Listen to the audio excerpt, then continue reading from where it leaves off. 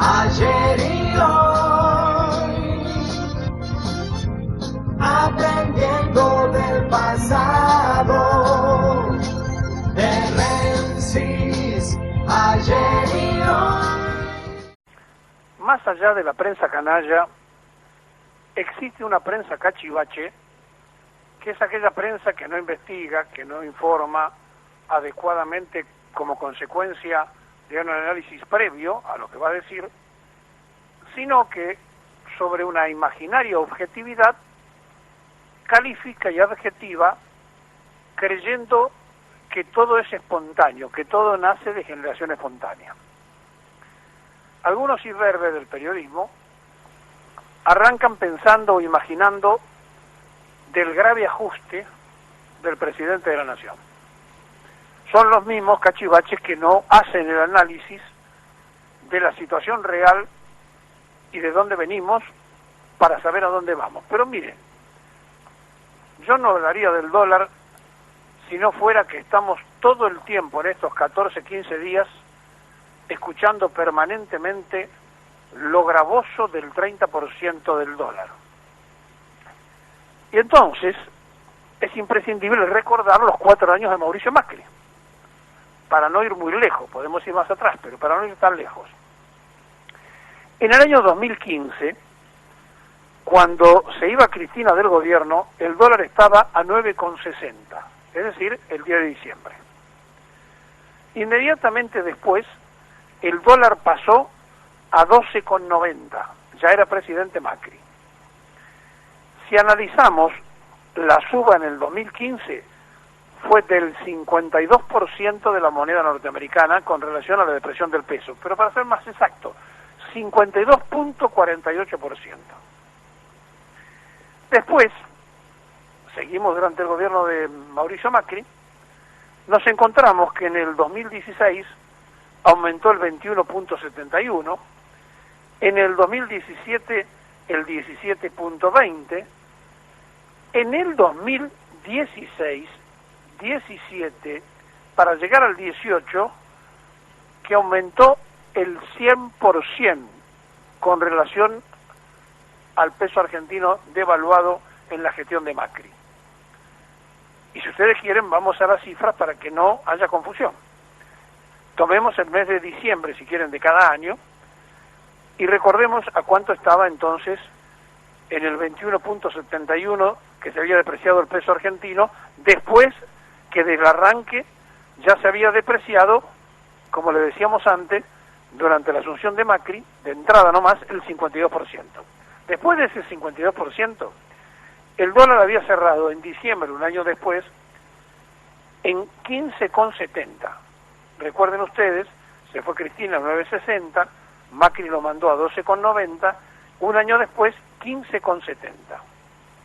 El año posterior, al 2016, ya el dólar había superado un porcentaje del 15% y estaba en 18,40. Pero después aumentó un 19,40 y ya estaba a 30,89. ¿Saben cuánto aumentó el dólar en 4 años?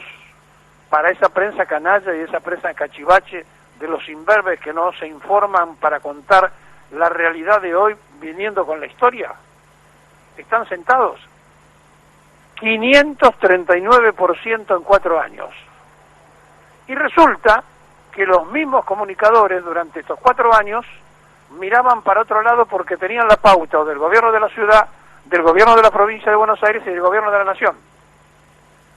Pero además de tener esa publicidad a los periodistas en forma individual, las empresas donde trabajaban también se beneficiaban con la compra del silencio.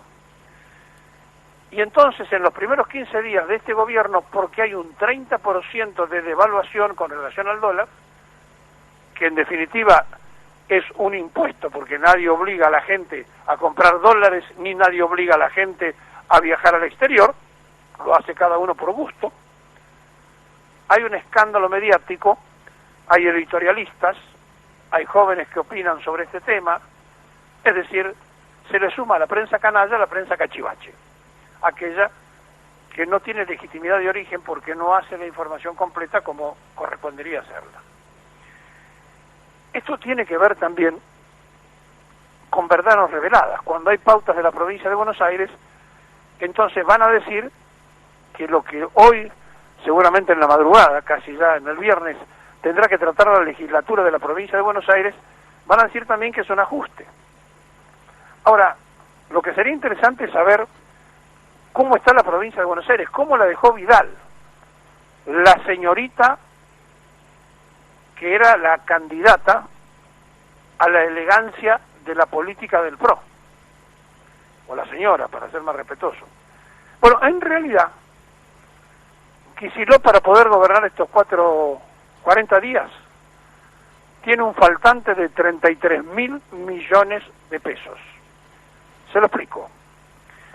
De acuerdo a las deudas que han dejado los proveedores para estos 40 días, hay vencimientos por 65.000 millones de pesos en la provincia de Buenos Aires. Y hay que pagar sueldos y aguinaldos por 43.000 millones. Le faltan, para poder cumplir el primer mes de gobierno al gobernador de la provincia de Buenos Aires, 33.000 millones de pesos, porque si no, no puede llegar. Y lo único que puede hacer es ver cómo hace para tener una mayor recaudación impositiva, o esperar que la nación lo ayude, como históricamente ha ocurrido, pero tiene otro problema. Hay una deuda en dólares de 449 millones de dólares.